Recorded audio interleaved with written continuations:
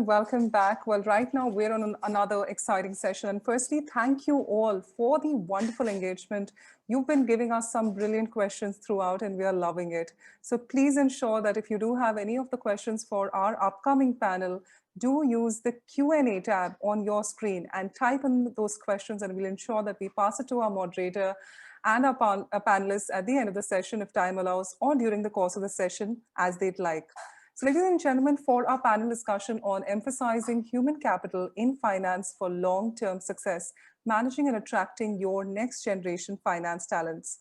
Well, we've got first up our panelists, our esteemed panelist, Mr. Sudhir Singhvi, Chief Financial Officer, Sterlite Power Solution Business, Sterlite Power Transmission Limited. Well, with a career spanning over 16 plus years, Mr. Sudhir has a strong experience in the multifaceted aspects of finance and accounting functions across various industries. As a CFO, Sudhir has a pivotal role as a strategic advisor to the organization. Currently with the Sterlite Power Transmission Limited, Sudhir is responsible for financial planning and analysis and driving the strategic finance piece for the organization. We also have with us Mr. Mandeep Mehta, Chief Financial Officer, Max Life Company Limited. Mandeep is a qualified chartered accountant and also a certified business valuer from ICAI. He brings in over 25 years of diversified experience in finance and controllership across life insurance, IT, and reinsurance industry. He's joined Max Life in July 2015 and is responsible for defining and leading the execution of functional strategy for finance and controllership. We also are joined by Mr. Mitesh Mittal, Chief Financial Officer, Goodyear India Limited. Mitesh, with over 23 years of diverse finance experience, including audit for 10 years, FP&A 5 years, and various CFO roles for last 8 years. Prior to working with Goodyear, Mitesh worked with the global US conglomerate United Technologies for 15 years and with PwC for 5 years. We also have Ms. Preeti Mohanty Gupta, Finance Leader, MEIA, Ingersoll-Rand India Limited. Well, Preeti is a chartered accountant with more than 17 years of experience in the areas of controllership, commercial partnering, supply chain, and mergers and acquisitions. As an effective change management leader leading many mergers and acquisitions, automation, and simplification initiative, she believes in keeping things simple. We also have Mr. Krishna Kanhaiya, Chief Financial Officer, Mirae Asset Investment Managers India Private Limited. Krishna has over 20 years of experience in finance across various industries, including 15 years in financial services. In his current role, he is responsible for finance, HR, IT, and administration functions, and he's been instrumental in setting up various businesses, including mutual fund and broking businesses for Mirae Asset in India. And ladies and gentlemen, this entire panel discussion is going to be moderated by Mr. Sheshadri Savalgi, the Director of Finance, General Mills India Private Limited. Well, Mr. Sheshadri has more than 15 years of rich experience in global FMCGs such as P&G, J&J, and Corey, with demonstrated experience in business strategy, change management, profitability turnarounds, and business partnering. Well, he has worked in various complex and diverse roles and is currently associated with the General Mills as the Finance Director of India Business. So, well, ladies and gentlemen, with this, I bring to you on your stage and screen our incredible panel, and I can already see the smiles out there from our panelists. Thank you so much for joining us, and I'd leave that in the able hands of our moderator, Mr. Sheshadri, for taking it forward with your panel. Thank you so much. Thanks, Bhavana, for the introduction. So, friends, I think finance talent has occupies a substantive mind share on the leadership minds. And when I say leadership, I actually don't mean only the finance leaders. I mean the overall business leaders. Because a passive finance organization can prove very expensive or catastrophic to an organization. A finance organization which doesn't play its role in effective decision making can actually make the company go out of business. So today we'll be talking about finance talent. We will be focusing on Gen X talent or millennial talent. And we have an extremely diverse group of panelists collectively, we have 100 years of work-ex in this panel across finance organization, across finance industries, and across different domain roles within finance. So let us kickstart. So in order to warm up to the session, I would want each panelist to share their thoughts in terms of what do they think, or how do they think the Gen X talent or millennial talent differs in terms of from where we started out, say a couple of decades ago. What do they think is different in the Gen X talent? Maybe we can go ahead with Mandeep. Mandeep, you're on mute. You need to unmute yourself. Is that okay? I'm audible now? Yep. Okay. Thanks, Shesh. A very relevant topic, and which is close to our heart because we are all now recruiting from that talent pool. How they are different, I would say a sea of a difference. They're more aware, they have more context, and they are more tech savvy. Um, at the same time, they are a little bit more distracted than what we used to see a couple of years ago, and primarily because they have multiple options at the moment, and that's why they can take more risk. They are taking more risk, and they want to add value, and they want to know how they are doing in adding value, how their contribution are being recognized. They bring in fresh perspective, and I also sense that they have a little bit of lower patience than what we used to have or what we used to see. Ambitious and ambitious in a particular sense of seeking faster growth. Gone are the days where you can say that the policy says 3 years, 5 years, etc. That doesn't work. And a pertinent, I'll say a very important aspect that I see as a difference is that they come with here and now mindset, here and now consumption oriented mindset versus the accumulator mindset which our generation or the subsequent finance guys used to have. Uh, and it brings in unique challenge of managing this particular talent pool. Uh, Value-wise, they are much more aware of consumer or customer context, much more customer-oriented pool that we see now. At the same time, they are much more independent, and they value their independence. That's what I see as a very curious aspect of this particular generation of talent. Very pertinent things. Preeti, would you want to go ahead? Sure. Thanks, Sheshadri. So I think not a word of difference I would have with what Mandeep said. So they are very technology savvy, as he said that they come up with experiences and ideas about new technologies, how we can add more value to business, how we can bring about change. The important thing which I find different from them is they're not afraid of change. They embrace the change. In fact, they want to bring the change in traditional ways of working, which is very different from traditional mindset and very refreshing as well.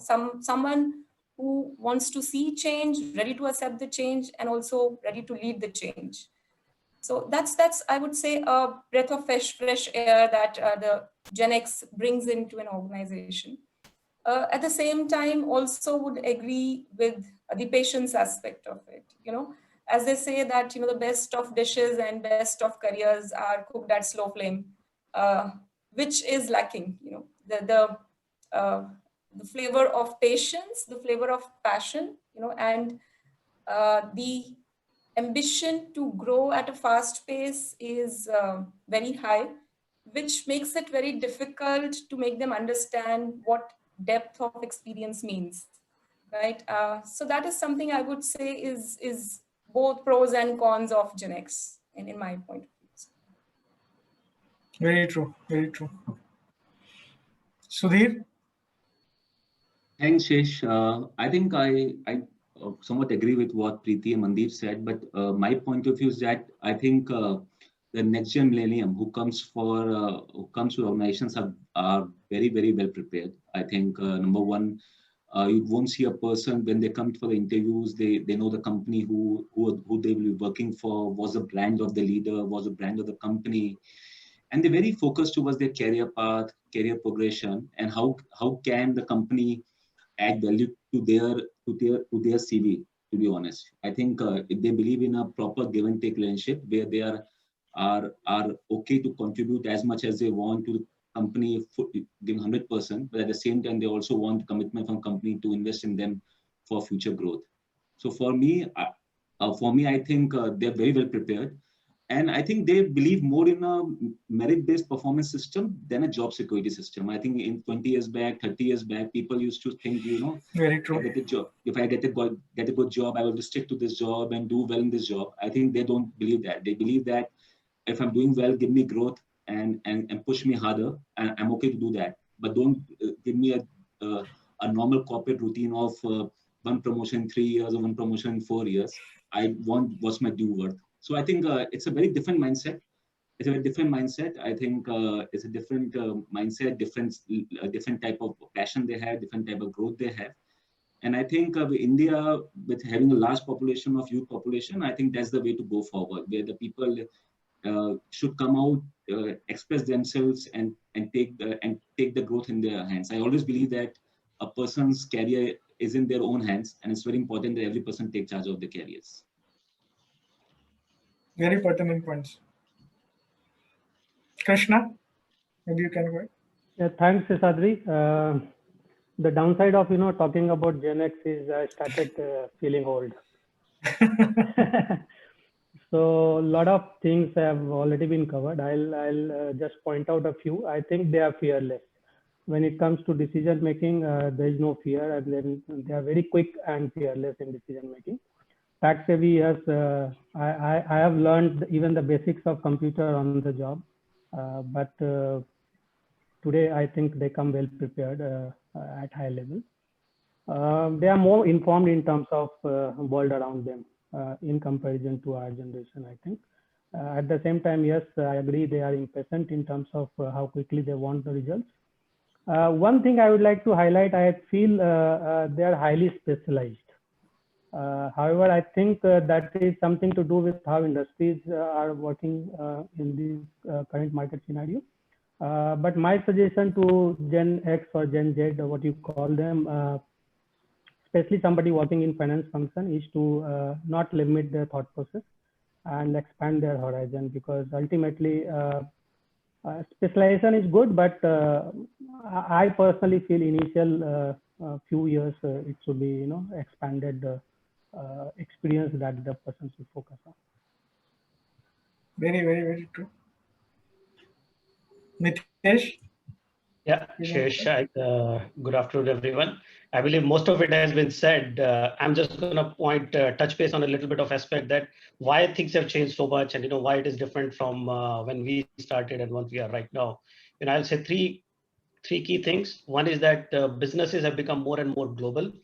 The reach has gone out very international. Things are very instant, and you have information readily available to you. So more global, and more things are going there. So people need to have more understanding of what's happening around the world, actually, not just within the businesses. That's where Gen X, the new generation, comes in more handy with prepared with the information, because information is available to them on their fingertips, right? Second, more and more things are in the finance function, in the business is becoming more and more based on technology as well as digital. And that's where, also Gen X, the new generation, the leaders need to be very savvy and need to be very prepared in those areas of technology as well as the digital age. And finally, what I see is that future finance leaders are not going to be only specialized in the finance. It's going to be people who will take risk and go beyond the finance functions also.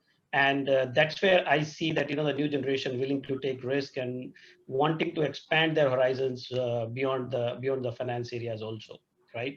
So that's where I say these are the three areas where I see why the change has happened and how the new generation need to get prepared for that, and are getting prepared for that, actually, right?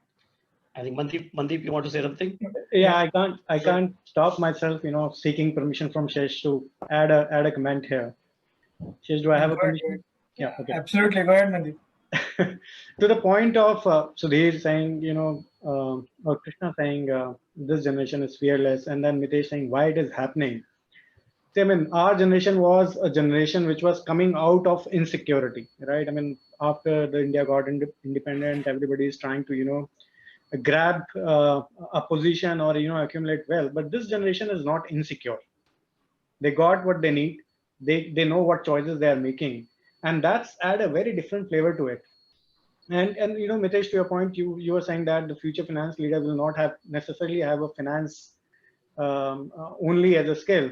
Look at this, a dear colleague of mine in my team, very important team member. He has studied medicine. Okay, then after that he develops softwares. So and then he does his MBA and chooses finance and join an insurance company in a financial function. Right, this is my salute to acknowledge his courage. Right, otherwise in our times we could not ever dreamt of saying, I'm studying medicine and I want to do finance. Very true. I think very, very relevant points, all of you. So I think one thing what the Gen X comes is they come with a challenger mindset where they challenge status quo versus I think earlier very pertinent points are currently they have more options as well. And one thing which I think stands out as well is I think they have benefit of mentorship, which I think during our generation was the access to business leaders or finance leaders was not as easy as it is now. I think currently they would be a LinkedIn connect away maybe from reaching out to a CFO of an organization. When we started off in our careers, for me to have a conversation with a CFO to pick his brains in terms of what the career choices should be and stuff like that, I would need to have a very strong network and I would need to make efforts regarding that. But now I think they are very well-rounded. So when the Gen X actually comes for interviews, they would have already interacted with some of the network or a couple of folks who would be working in that company. So they would be aware of what the culture of the company is. So they are very aware in that sense. But very pertinent points all of you have made. So moving on, I think the first question which I would want to put to the panel is what are some of the best practices or some of the strategies which you have seen or which you have taken to attract Gen X talent? Because see, as we have discussed, what attracts Gen X talent is something different. It's not what it used to be. Career glide path, a clear visibility of career glide path, different diverse roles. So there could be various things which attract the millennial talents. So what is the strategy which you have adopted in attracting Gen X talent as well as retaining them? Because one of the things which I have seen is across the board, the shelf life of talent has reduced. Specifically new talent, I see it as, so earlier we used to see folks working for 10 years, 15 years. Now 5 years is a good enough stint in a company, right? So what is the thing which you do for retaining this Gen X talent? Maybe we can start with Mandeep. Okay, Shesh, in my mind, the primary motivator remains same, which are earning potential, learning and growth opportunity in an organization. So after interviewing so many people, I think the decision metric which is evolving around for these candidates is growth of the sector followed by growth of the company. And employer brand is very important.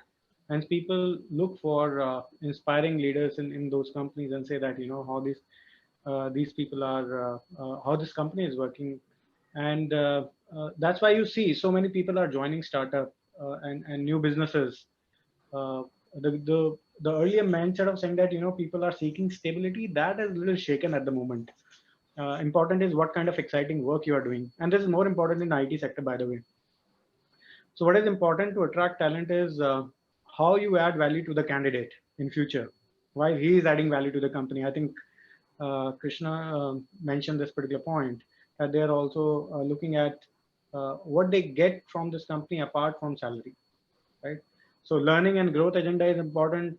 path-breaking and challenging work is important. The chances of developing best practices is something that excites them. And in terms of strategies, it's important. How do you reach out to that talent pool? Our philosophy has been to catch them young, and that's why we have MDP or FLP programs, industrial training programs, and we reach out to professional networks to figure out where these kind of people or talent pool is, which suits our value system is how we can locate them and hire them. In terms of retention, engagement is key. This is attention-seeking generation, and engagement is almost one-to-one, right? Each team member receives undivided attention about his career plan, and career growth and career plans need to be developed for that particular individual, keeping in mind how this career growth will sink in with his goals. And I'm not talking about his career goals; I'm talking about the life goals, right? Because at the moment, people are not only looking, the career and money from the job. They are also a little wiser than us in the sense that, what this job should add, whether it is matching with their passion, can they continue it for a long time or not? At least the thought is there. So that is very important to bridge that understanding, how staying and growing in the company is fulfilling or rather providing them an opportunity to fulfill larger objective. Learning is very important, and apart from organization initiated learning programs, support like, do you fund training programs? Do you send people for overseas MDP programs, etc.? Are the question that you will see popping up quite often in interviews. Another important aspect is, does your organization have role models for staff or team to look at and say that this is how they can also grow?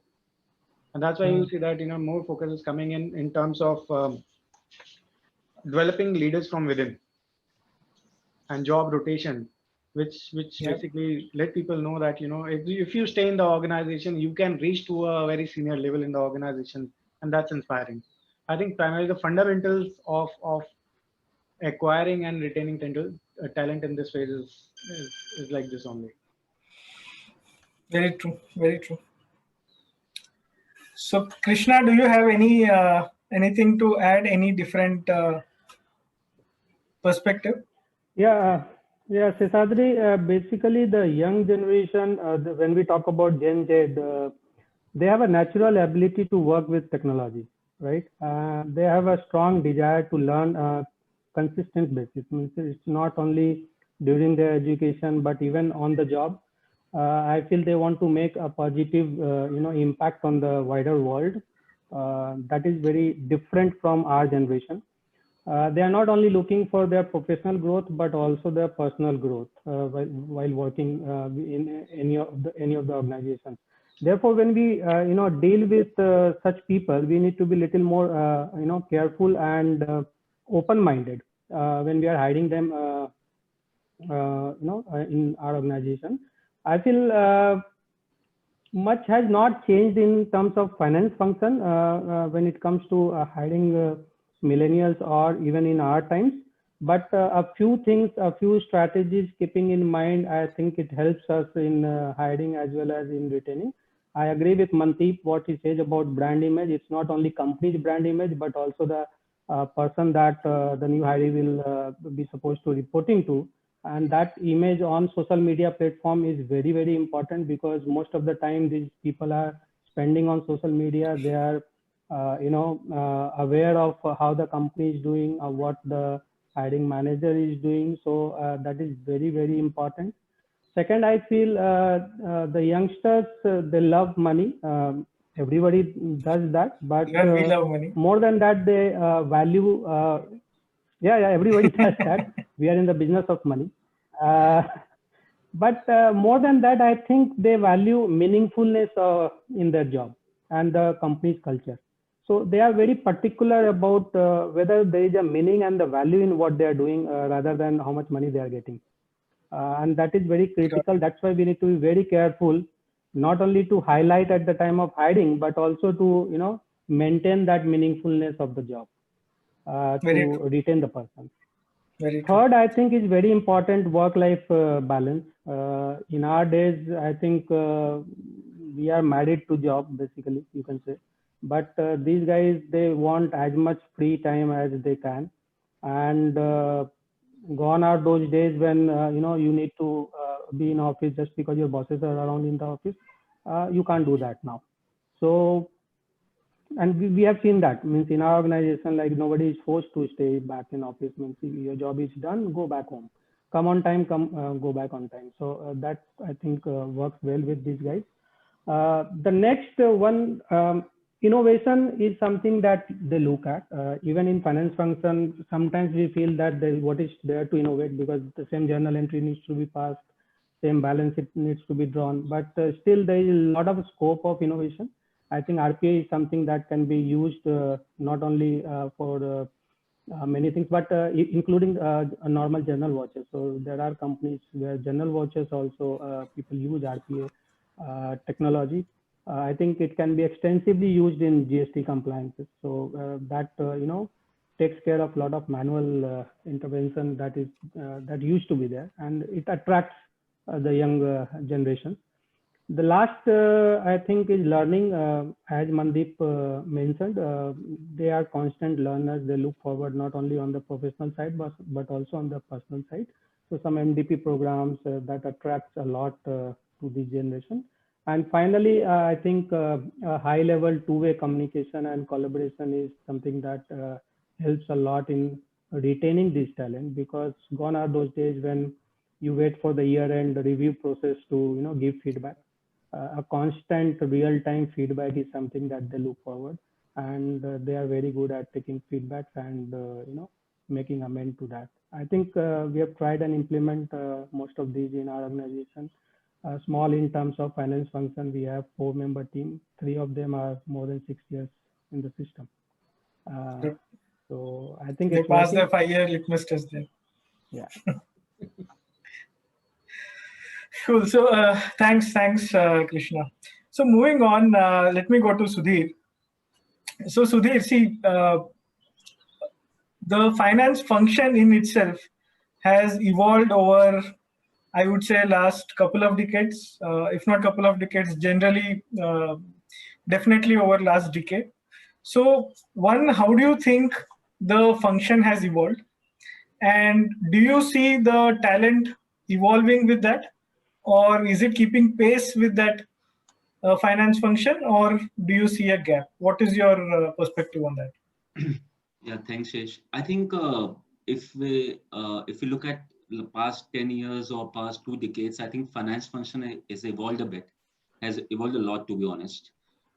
Initially, it was more of a bookkeeping exercise, a watchdog exercise, and making board meetings, audit committee meetings. Right now, a CFO is a person who co-drives the business. I always say that the CFO is a person who's a co-pilot of CEO, who has to drive efficiency in the business, drive top lines, drive costs down, and make efficient businesses. Having said that, I still believe that CFO role or the role of finance will evolve more. Let's take 200 years back in 18th to 19th century when Industrial Revolution came. And it came over and took over all the manual efforts which were being happened in the industries across. I think we are at the similar stage in terms of automation stages, where RPA is coming, AI is coming, machine learning is coming.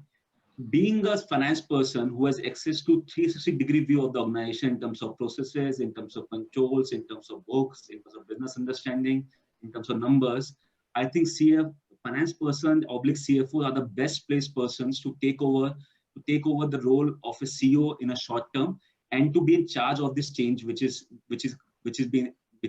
on the way. So right now, in last 2 decades, CFO or finance person has evolved from a bookkeeping to a person who is driving the businesses. But next phase, we'll see a CFOs or the finance person be driving the role of a person who has more knowledge of IT along with controls and driving the automation piece.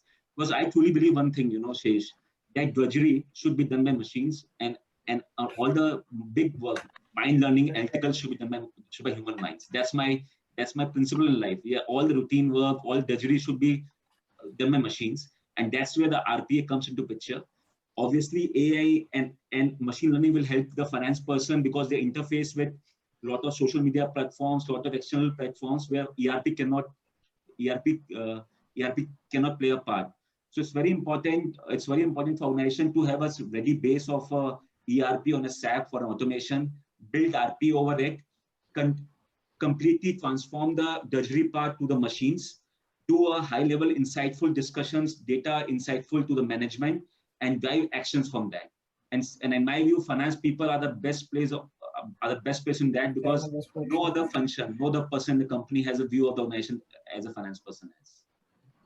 Very, very true. Very true, Sudhir. Completely agree. So we have started to receive questions. One question where I'll guide to Mandeep. So this question is by CI Acharya. So basically, he wants to know what are the top 3 traits which you see when, other than the core finance area, which helps you take that hiring decision.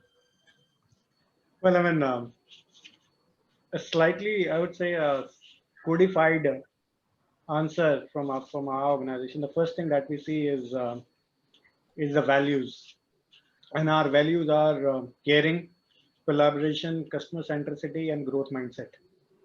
Right, in no particular order. So caring towards our fellow employee as well as customers is utmost. Customer orientation is everybody is understood. Growth mindset is something that I want to explain on. It's basically mindset to be curious, right, and flexible, and ability to learn and innovate is something that we look at. At a senior level, we also look at people leadership skill in this, and particularly in finance, when I've for the last 2 years, I think I've adopted as something quirky, I will say, in the sense that one day I was playing with my daughter, and she brought a game called Mastermind, right? And this game is like there are color codes.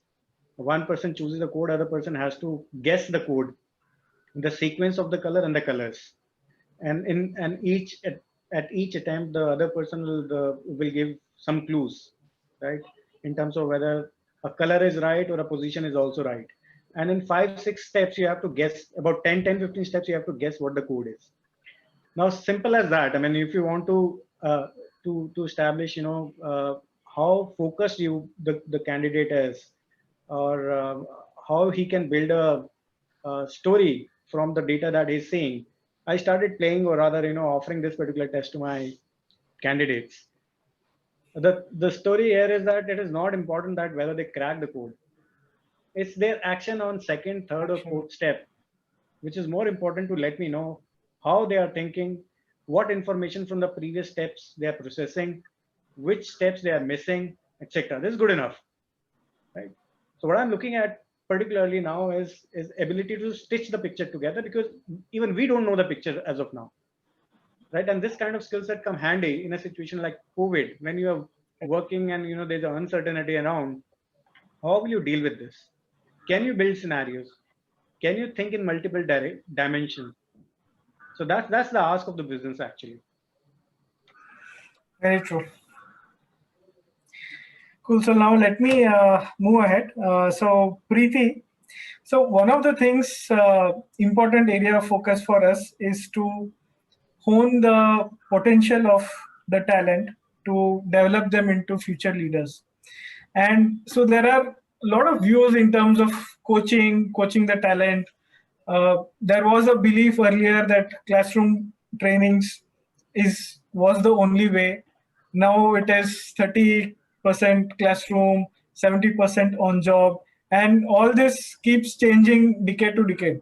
So what is your view on it, and what are some of the things which you see which can help the talent to bloom into future business leaders? Not just the young talent, everyone at every stage of their career needs personal growth. So, both, I would say, as I said, classroom training or off the job coaching as well as on-the-job coaching are important. But, I think it's very important, for me, a very important yardstick for growth for anyone should be that how confident and how well-informed decisions you can make, right? And to be able to do that, I would say that one needs to weigh the pros and cons of every decision they are required to make before taking it, right? We as leaders, the job is to take decisions and then, deliver the results. So I would say that, to be able to take well-grounded decisions, it's very important that one should have the breadth of experience, which I think one of my fellow panelists also touched upon in earlier discussion, that breadth of experience is as important as the depth. And that's why I always encourage young talent whom I speak to, the teams, I have a team, I work across Middle East, India and Africa, so the team size is close to 55. And I do encourage my teams to work on cross-functional as well as cross-country projects. What it eventually gives you is a very diverse set of talent, which is also happy because they get to have personal growth, personal benefit out of those options or projects.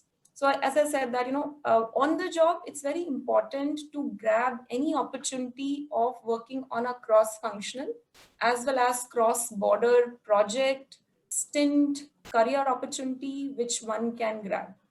It will give you both personal satisfaction, career growth, as well as in the long run, it gives you a very deep appreciation of diverse points of view, which helps you in the long run. And I'm saying this from the personal experience that, it gives you patience to probably listen to someone who doesn't understand English as well. So that's important. And that's where I would say that, on the job coaching gives you a very, different sort of growth, confidence to take decisions, knowing that you know the various perspectives.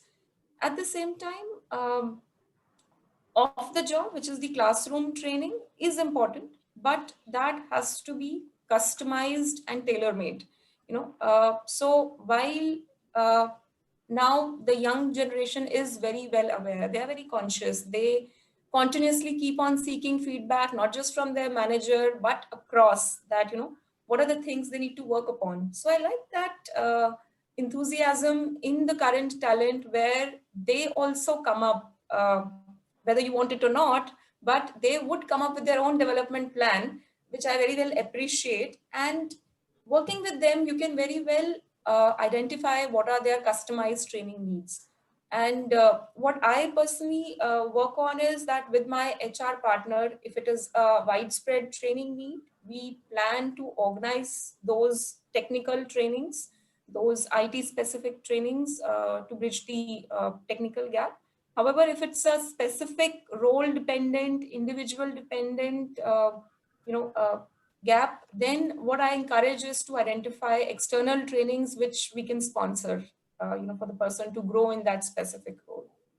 So, but yes, having said that, it is important both on the job and off the job coaching, as well as, that gives you the confidence to grow as a leader, not just the confidence, the wherewithal to grow in the organization ladder.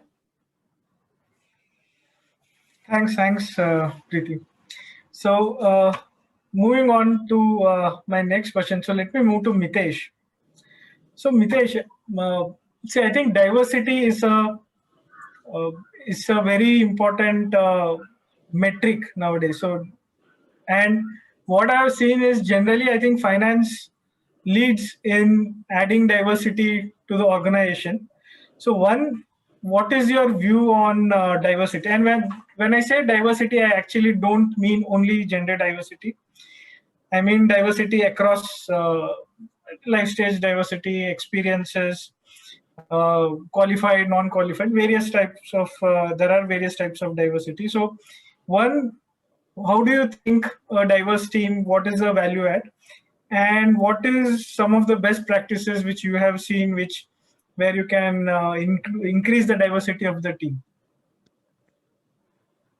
Yeah, sure, Sheshadri. I think this is a very critical topic in today's time and from the past that need to be talked more and more about, and leaders need to be more and more aware of it and act on it. You know, diversity, as you said, it's not just gender diversity, it's across the breadth of the organization.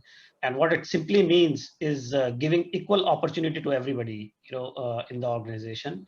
And what it simply does is that it expands your talent pool, like anything. If you are just focused on certain skill sets or certain people, or looking at only men to be filled up in some position, then you are missing out a large talent pool of women in the country, actually, that you are missing out. You're missing out on a different thought process of doing things and how to manage the work environment, then continue to do the things which had been done for so many years, last so many years in the year, right? So in country like India, our population is almost 50%, 48% are women population. If you look at, however, the participation of women in the workforce is only limited to around 30%. And as we go to the senior leadership positions, this percentage drops a lot, in the teens actually. Even in the board, if you see, what used to be only 3 or 5% representation of women has gone up to 15, 16% only because of regulation change, primarily because of regulation change, where it requires that one of the director has to be a woman director. So I think considering that we still have a long way to go, and we need to provide that environment, we need to provide that ecosystem and infrastructure to be able to increase this gap of diversity actually in the organizations. So the true benefit of organization to the organization, as I said before, is better talent, wider talent, as well as diversity of the thought that comes in.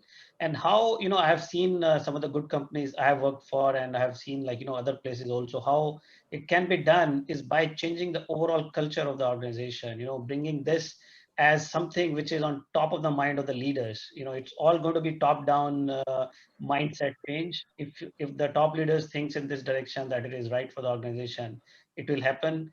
Only when they think that there need to be diversity in the leadership positions also, that only will further drive it. Then obviously the HR organization will play a big role into that, in terms of driving regular continuous training, building that work environment where the needs of different diverse people are met, and gives them sufficient independence as well as room to do their work, right? So with these initiatives only, I think we will be able to do it. We still have a long way to go in India against that. I was in China. I was attending a regional meeting, and I had a China CFO also there, and India. We were also there. Different countries were there, and we were talking about diversity. In China, in our finance team for my company, 80 to 85% of the associates were women employees actually. Only 10 to 15% were men, and very well run company, very well run finance department. Internal controls are to the best, and everything has been happening very well. So that kind of tells that it can happen anywhere, and it can be encouraged everywhere. So I'm definitely a big proponent of this, and encourages it in my organization. Having said that, it does not mean that when a position comes up, you identify this is going to be filled by a women candidate, this is going to be filled by a male candidate. It has to be an equal opportunity, and every position has to be filled up with the right merit and the right talent. So, however, the right environment has to be created for women employees to succeed in the organization. So that's what I think, Sheshadri. Rightly said, Mitesh. So, team, so we have started, we have received few more additional questions. One question audience wants is addressed to Krishna. Is what are your thoughts on specializing in a particular industry, specifically from, say, a Gen X sort of talent? So in the initial years, when I say Gen X, in the initial years, do you think specializing in a particular industry helps? What are your views on it? Yes, Sheshadri, see, I'll share my experience. Initially, I have not repeated the industry, 4 companies. So I started with chemical, then to jute, to real estate, and then steel, and now in mutual fund. So this is the industry which I have repeated now from Cholamandalam to Mirae. Till before that, I have not repeated the industry, and I give you the advantage of working in different industries because I have different dimensions, and in a particular situation, I have 4 or 5 way of looking at that situation, because I have worked in different industries, in different cultures, different situations. So my personal opinion or my personal experience has been that working in different industries help you broadening your thought process, and because you work with different sets of not only different sets of people but in different environment, because each industry has a particular trait, and if you limit to a particular industry, yes, you can become a little more maybe efficient, but that to my mind strict your views. Okay. I tend to agree. I think nowadays diverse experience actually helps. So I started my career with automotive industry and then moved to FMCG. Within FMCG, I had a stint in beauty as well. Not as diverse as you, but still I think diverse experience definitely helps. I think we'll take one last question before sort of summarizing our discussion. Do you think any kind of AI technique, or let me make it a bit more broader, so any new technologies, AI, bot technologies, or those kind of expertise, or does that help? Do you look in the talent which you are hiring? So knowledge on those kind of new innovative technologies. What is your perspective on that? Maybe Mandeep, you can guide on that. Can you hear me? Okay. Well, Yep. I mean, R is an industry where we have significantly high number of transactions, about close to 5 million transactions a day. So what happens is that you definitely look at automation opportunities. We deployed robotics, etc. In fact, in finance team, we have a person trained who can develop robots, right? But that is only 1% out of 100 people team. 1% is good enough to do that. But what I foresee coming, and that's where the very important element is that how this generation is geared up, is that, for example, let's say earlier you would check whether a particular expense is within limit or outside limit. Now you don't do it because the system does it. It will not allow you to pass an, put an expense. But now you need somebody to supervise the system. That talent is needed, who is comfortable to supervise humans as well as system. Okay. So another example is when, let's say, you are processing thousands and lakhs of transactions every day. What you need is a talent not to process those transactions now, because most of it is automated. You need a talent which can audit them with an auditor mindset. So you see a change from a voucher processing AP department. You need a team of auditors now, which is comfortable with doing SQL queries and figuring out where is the odd trend. So that's a clear shift which is going to happen. And that's why a lot of articles you will see that, the finance jobs are getting redundant, etc. This is what they mean actually, that you need a very different kind of this thing. Even in FP&A for that matter, right? The business has become so granular, so many multiple scenarios and combination permutation need to be managed, that you need AI or a decision support system based on linear programming, logistic problem, queuing theory, all built into it so that you can take those kind of calls. I would say that this requirement of skill set is not burning in here and now, just now, but this would be the future within 1 or 2 years. Agree. So friends, I think can I add something we are here, almost. Sheshadri? Is it Krishna? 30 seconds, yep. Krishna.